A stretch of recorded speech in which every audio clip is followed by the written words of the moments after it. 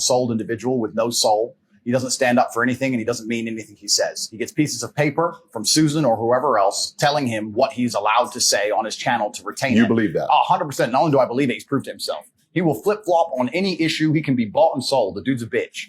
Logan Paul is a bitch, and I will say that here publicly. If anyone wants, I'll fight him for free. The guy's an idiot. No money needed to fight Logan Paul. Logan Paul doesn't believe in any of the things he says. Logan Paul is a man. If you ever were unfortunate enough to consume his content, I get sent clips of it all the time by people mocking him.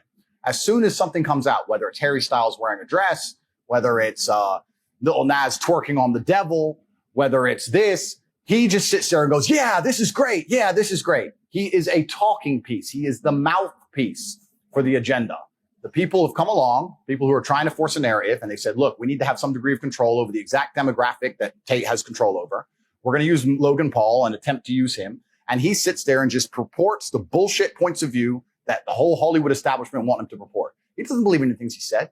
He's told what to say. And because he was canceled before and it emotionally destroyed him, he sat on camera crying his eyes out like a little girl instead of being a man about it. He is so fearful of the mob and so scared of being canceled again that he's going to sit there and say anything he's told. He doesn't believe that shit. Before I was canceled, him and his boyfriend Mike did endless videos supporting me, laughing about me, saying how funny I was, tagging me on Instagram, inviting me places, etc. The second I'm canceled, they flip reverse it and shit themselves because they don't want to get canceled too. They are children. That's all they are. So Logan Paul's a bitch. That's the first thing about Logan Paul. And what's actually been interesting about this whole cancellation thing is it hasn't negatively affected me in any serious way because I've been saying on podcasts for years, I know a cancellation is coming. I knew it was coming. I knew that as I got more popular and more powerful to a degree that it was going to come. But what it has done is it has awoken the world, to anyone who's perspicacious enough to pay attention, to learn which individuals out here in the social media space actually have character and believe what they say, and which are completely bought and sold and are tools to the matrix. The people who have decided to stand up for me and say, no, this is bullshit, are people who have, to some degree, credibility. You know, this is people who say what they truly believe. But the people who were totally a fan and then post-cancellation shit themselves in 180 and to get a new piece of paper to talk from, that should tell the public out there exactly who is controlled and whether these people have a genuine narrative that they're trying to report on the world. And it's interesting. Logan's one of them, and there's a few others. But I'm glad it happened just for that alone, because it's actually very clear. If you go to Logan Paul's last podcast where he's discussing me, all of his fans, and we'll talk about fans and viewers in a minute because I think they're very different things.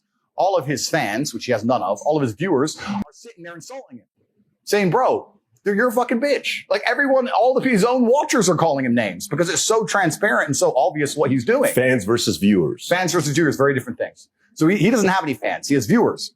And Susan and the Matrix and the people in charge of social media companies are like, okay, we've set our media machine.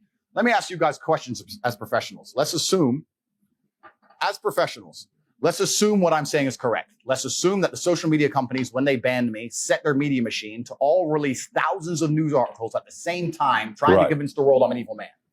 If they had that degree of power and influence, which I think we can all probably agree they do, don't you think they'd take their number one talking piece to the demographic, which is my fan, and give him a piece of paper and tell him what to say?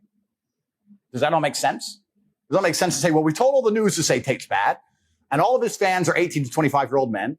Who do we have on YouTube who obeys us like a little cuck, who speaks to 18 to 25-year-old men? Logan Paul. Okay, Logan, here's your piece of paper. Do you want to get canceled again, Logan? No, you don't want to get canceled, do you? No, Mom. You're saying